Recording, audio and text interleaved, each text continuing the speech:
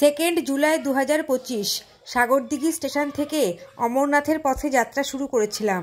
Sagardighi station থেকে 130-28 8টা-17 কবিগুরু express ধরে মোরগ্রাম, নলহাটি, রামপুরহাট, বোলপুর, শান্তিনিকেতন সহ বিভিন্ন স্টেশন পার করে বর্ধমানে নেমেছিলাম। এরপর বর্ধমান থেকে 131-51 1টা-17 জম্মু তাওয়াই এক্সপ্রেস ধরেছিলাম।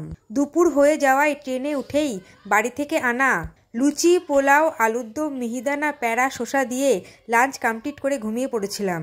এরপর বিকেলবেলায় ঘুম থেকে উঠে ট্রেন পরেশনাথ স্টেশনের কাছে আসতেই এরকম পাহাড় দেখে মন ভালো হয়ে গিয়েছিল। মনে এক রাশ উত্তেজনা নিয়ে এ পথ চলতে বেশ এনজয় করছিলাম। সেদিন রাতে শরীরটা হঠাৎ খারাপ হওয়ায় আর ট্রেনে ভিডিও করা হয়নি। পরদিন দুপুরে হাটদই স্টেশনে 131-52 জম্মু তাওয়াই এক্সপ্রেসের সাথে দেখা হয়েছিল। রাত্রে ডিনার করে ঘুমের দেশে খুব তাড়াতাড়ি দেখা হচ্ছে পরের শর্টসে।